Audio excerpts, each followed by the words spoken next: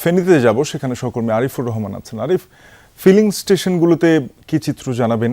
Gas সংকটে CNG চালিত যানবাহন চালকরা যারা রয়েছেন তারা কি ধরনের ভোগান্তির মধ্যে পড়েছেন? শাফিন, দীর্ঘদিন ধরে দেশে জ্বালানি সংকট, সে সাথে এখন যুক্ত হয়েছে গ্যাস সংকট। যদিও গ্যাস সংকটটি এর আগেও ছিল, এখন এটি আরও তীব্র থেকে তীব্র হয়েছে। আপনি জানেন যে যেটি হচ্ছে যে জাতীয় গ্রিডে 450 মিলিয়ন ঘনফুট যেটি হচ্ছে যে গ্যাস কম যুক্ত হচ্ছে, যার প্রভাব সারা দেশে যেমন পড়েছে সে প্রভাব কিন্তু ফেনীতেও পড়েছে। আমি আছি এখন একটি ফিলিং স্টেশনে। এখানে হচ্ছে যে এসে যেটি দেখতে পেয়েছি যে আপনি যে সকল সিএনজি অটোরিকশাগুলোকে দেখতে পাচ্ছেন, এইসব অটোরিকশাগুলো এখানে ঘন্টাকে ঘন্টা দাঁড়িয়ে থেকে তারা কিন্তু গ্যাস নিতে হচ্ছে। এখানকার যে সকল চালক আছে তাদের সাথে কথা বলে যেটি জেনেছি যে তারা বলছে যে সরকারিভাবে সন্ধ্যা 6টা থেকে রাত 9টা পর্যন্ত গ্যাস সরবরাহ করা হয় না।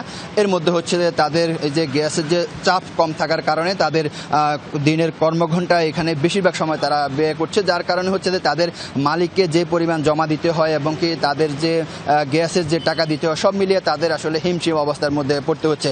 এটি পড়ার যে কারণ সেটি হচ্ছে যে আপনি জানেন যে গ্যাস যে সংকট চলছে সেই সংকট, অন্যদিকে হচ্ছে যে যাত্রীরাও বলছে যে এই যে এখানে যে সকল সিএনজিতে যাত্রীরা বসে আছেন তাদের সাথেও কথা বলেছি, তারা জানিয়েছেন যে এইভাবে এখানে অনেক সময় তাদের নষ্ট হচ্ছে। আবার অনেকে বলছেন যে তাদের থেকে ভাড়াও বেশি নিচ্ছে। এই যে গ্যাস সংকট কারণে কিন্তু একটি ভাড়ারও একটি প্রভাব পড়েছে। আমরা এখানকার যে সকল যাত্রী যারা আছে তাদের সাথে কথা বলে জেনেছি। আমি যদি এই যে পরিবহনের কথার বাইরে যদি আপনাকে যদি গ্যাস সংকটের কারণে যে শিল্প প্রতিষ্ঠান যেগুলো রয়েছে, আবাসিক যে সকল ভবন যেগুলো রয়েছে সেখানে কিন্তু প্রভাব পড়েছে। আমরা এখানকার অনেক আবাসিকে যারা বসবাস করেন তাদের সাথে কথা বলেছি, তারা যেটি জানিয়েছেন যে গত কয়েকদিন ধরে প্রায় 8-10 দিন ধরে এই সংকটের কারণে তাদের বাসাবাড়িতে রান্নাবান্না অনেকটা বন্ধ হয়ে গিয়েছে। তারা হচ্ছে যে অনেকে মাটির চুলায় রান্না করছে, অনেকে হচ্ছে যে গ্যাস সিলিন্ডার ব্যবহার করে তারা রান্নাবান্না করতে হচ্ছে। কিন্তু এইটির আসলে এই সংকটের কখন নিরসন হবে সেজন্য আমরা এখানকার যে বাক্সাবাদ গ্যাস কোম্পানির যে সকল কর্মকর্তা আছে তাদের সাথে কথা বলেছি, তারা আসলে এই বিষয়টি নিয়ে এখনো কোনো সদুত্তর দিতে পারেনি। তবে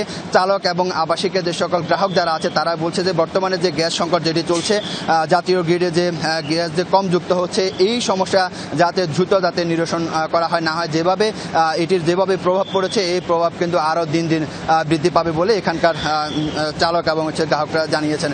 তবে এখানকার গ্রাহকদের আরও যে অভিযোগটি সেটি হচ্ছে যে তারা কিন্তু প্রতি মাসে সরকারকে টাকা দিচ্ছে, টাকা দেওয়ার পরও হচ্ছে যে তারা সে পরিমাণ গ্যাস কিন্তু পাচ্ছে না। এটির আসলে নিরসন হওয়া দরকার। শাফিন, আরিফ শুনছিলাম সেখানকার পরিস্থিতি, আপনাকে ধন্যবাদ।